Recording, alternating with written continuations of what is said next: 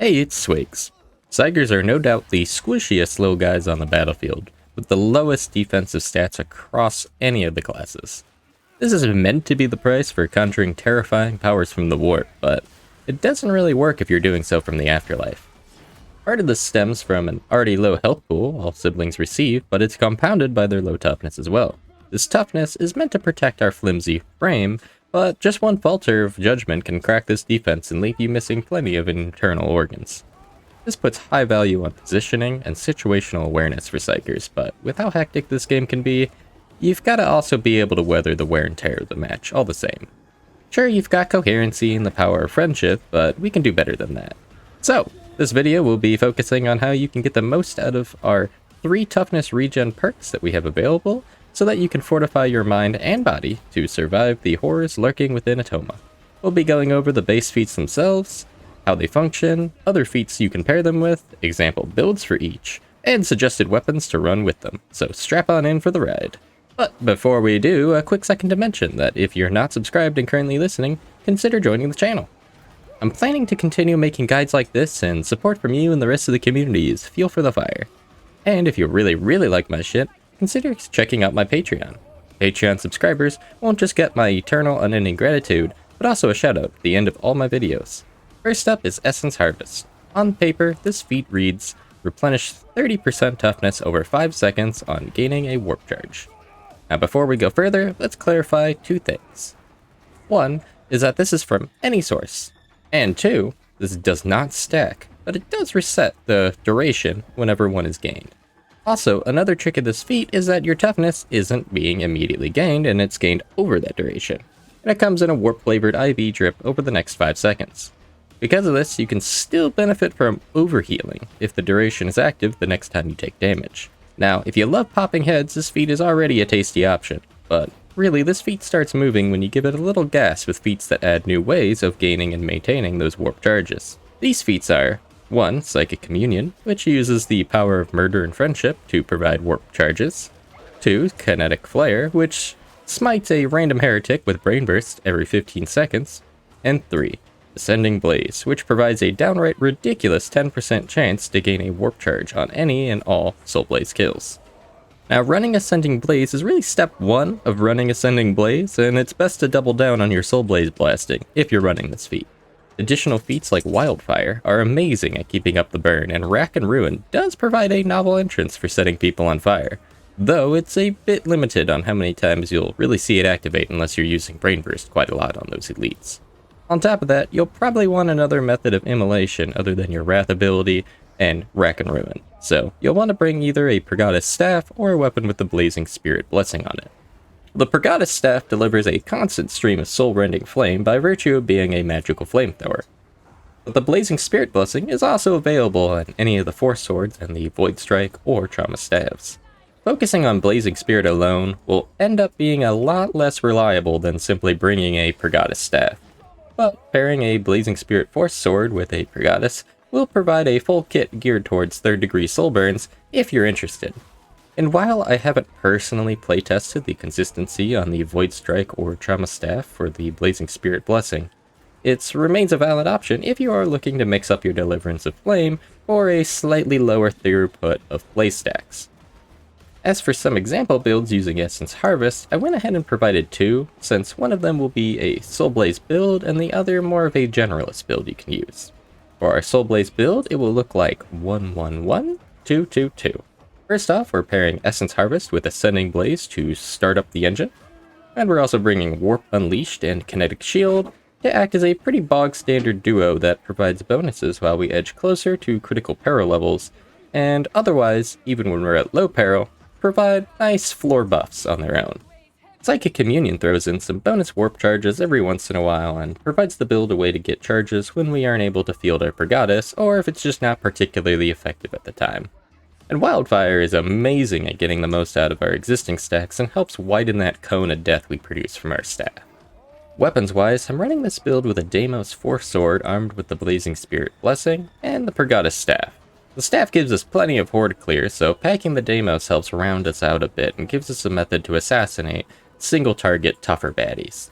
And for that more generalist build, you can run 1-1-1, 2-3-1. Instead of the Soul Blaze Furnace style of play, we opt for the gambles from Psychic Communion and Psychic Flare to carry us through. Psychic Flare will likely be the most noticeable form of extra charges, but you'll be surprised on how many times you'll be triggering Communion if you and the team are blasting away groups of enemies. Those feats will keep your charges up on their own, but if you need a little extra healing in between, especially for firefights against gunners, you can use your Brain Burst as a self-healing sniper fire. It may slow your pace down just a tad bit, but it's a small price to pay for not becoming a Nurgle brand meat paste. As for weapons, it's really dealer's choice here. Your warp charges aren't really tied to anything but attacking and killing, so if you're self-conscious about being a witch, you can even break the mold and run regular guns and swords without hurting your engine. And the faster you kill or assist killing, the more you'll get out of Psychic Communion, so whatever your favorites are, they're the right picks here. Though if you aren't running any warp weapons, consider swapping out Warp Unleashed and Kinetic Shield for something that's not dependent on para levels like Rack and Ruin or Kinetic Deflection, since you're going to have very few passive actually building those values up outside of Brain Burst. Essence Harvest isn't without its weaknesses though, and one glaring issue is that it's really hard to build around without having access to those higher level feats. Before hitting Psychic Communion at level 15, you're pretty much stuck popping charges with just your Brain Burst. Because of this, I'd really only suggest running this feat once you've had the chance to build up your Psyker a bit and have access to all the fun toys to play with in your build. It also has some issues generating high bursts of toughness, even if you're regularly triggering Essence Harvest, since it's only really ever resetting the duration of the feat. In essence, you're effectively capped off at 6% toughness per second, no matter how many warp charges you're actually popping off with, which can pose some threats if you're trying to rapidly get back up to full. This certainly isn't a deal breaker though, and 6% toughness per second is nothing to scoff at, but it is something to keep in mind. Now, Warp Absorption is fortunately a very straightforward feat to build your toughness regen engine around. Warp kills go in and toughness comes out. On paper it reads, replenish 15% toughness when you kill an enemy with a warp attack. Now, what constitutes a warp attack is something they aren't particularly good explaining here, but this includes Soul Blaze effects, staffs, Brain Burst, and Force Sword specials. The rule of thumb essentially being that if it generated peril, it likely counted. As for maximizing your returns, all you have to do is fight fire with fire and lay waste to the denizens of hell in the most ironic of ways possible. And the best way to do this is bring what makes your witch special and pack Force Swords and staves to the party. And while I love seeing a good gun psyker break the mold, with this feat, it's best to just stick with the magics. Force Swords are in a really good spot too right now, with the Ilisi having amazing horde clear, and the Deimos being a great strike weapon on harder targets. Plus, the Ilisi special is amazing for its ability to kill handfuls of horde chaff at once, which each trigger Warp Absorption. In one swipe, you can be near empty to a full restore immediately. And staff-wise, they are all made for killing from the warp, so pick your favorite spell stick for the ride. Though you may have saved the Purgatus for the above Soul Blaze build, it will have no problem triggering Warp Absorption if you still want to bring it. The only staff to be a bit cautious with is the Surge Staff, only because it has some issues scoring the final blow when you freeze frame a bunch of heretics and your team shoots them down like fish in a barrel before you can get the kill. As for feats, the goal is to stack bodies using your super cool witch powers, and your feat should complement that as well. Warp Unleashed and Warp Battery are fairly build-agnostic methods of increasing your overall DPS potential, and they increase your heretics liquefied per second stat pretty well. Kinetic Barrage is also a decent option to machine gun fire brain bursts and can help catch up on any warp charge stacks you're missing from mainlining your melee and ranged weapons more often. And outside of pure DPS, Inner Tranquility and Psykinetics Aura and Quicken help stave off peril buildup and help keep your hellish powers aflowing. Ideally, you want to increase your warp attack's potency while also striking a fair balance with your peril, so that way you can maintain prolonged volleys of warp attacks while also seeing those abilities confirm as many kills as possible with damage to match. This balance can be subject to your own personal preferences and playstyles, but an example build that I love to run is 2-1-2-2-1-1. This build runs hot, and you'll be playing a peril roller coaster using your wrath ability to regularly vent your peril to keep the voices at bay.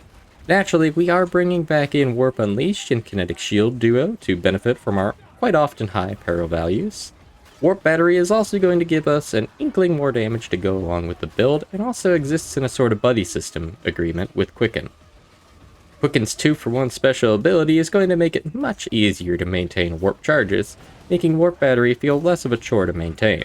While those 2 extra charges from warp battery are going to help boost Quicken's potency and provide us a potential 75% off coupon for our next Wrath cooldown. This combined with our other feat pick, Psykinetics Aura, is going to make our Wrath ability insanely quick to recharge and help us squeeze in more firepower from our weapons before needing to quell and rebuild our warp charges. And this impressive ability of Wrath not only helps us keep blasting for as long as possible, but it also provides a reliable access to Wrath as a get-out-of-jail-free card. This gives us confidence that it'll be there for us when we need to free a teammate from a hound or need to establish some healthy boundaries with cultist hordes with a quick force push. As for the weapons, I fell in love with the Void Strike Staff paired with the Illysi Foresword.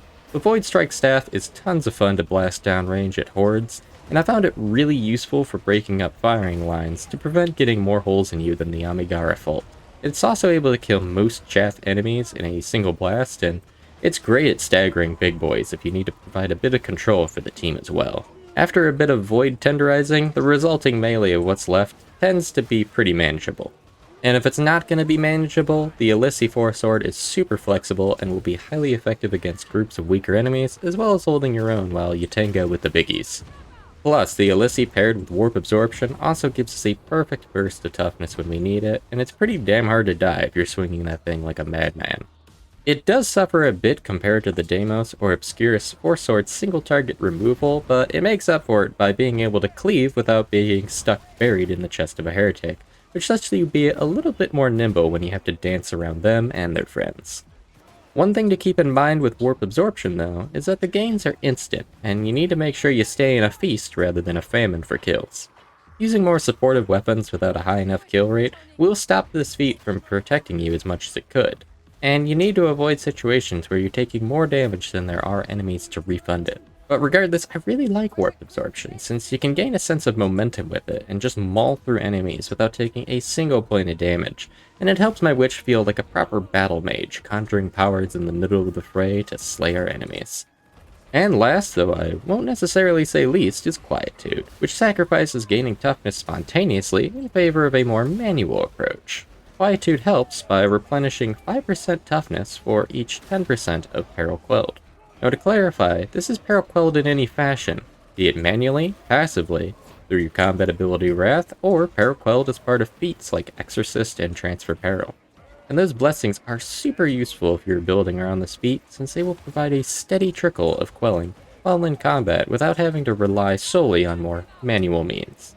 Exorcist is especially useful since it's insanely easy to trigger on enemies, since it's usually ideal to aim neck high and liberate heads from their torsos in melee. And spamming the Foresword's ability also means that you'll be able to generate peril pretty reliably while immediately quelling it afterwards. Peril transfer works well too, though it's a bit more useful in the Void Strike Staff since the Trauma Staff's secondary fire acts as an explosive DDR mat and can't quite reach the heads to score weak spot hits, leaving only its primary fire eligible for triggering it. One nice feature of Quietude, though, is that it is available about as good as it'll get right out of the box at level 5, making it really good for early Psykers that need a toughness regen feat to support themselves. While you'll still benefit down the line with feats that'll recharge your combat ability faster and let you quell chunks of peril more often, that's about the only available improvement to Quietude outside of weapon blessings. This may make the feat sound kinda weak, but it really just makes the feat simpler to build around more than anything. As for feats to pair it with, it's a relatively short list because of it. Psykinetics Aura is a no-brainer since quicker cooldowns to Wrath means more chunks of peril you can quell more often. Quicken follows that exact same mindset, and optionally you can buddy up Quicken with Warp Battery to feed in additional charges and also provide a little bit extra damage at max stacks. The most interesting feat to bring though is Kinetic Deflection, which will generate peril instead of depleting stamina when you block. This is especially handy if you're planning to blast Wrath but don't quite have any peril yet to get the toughness from.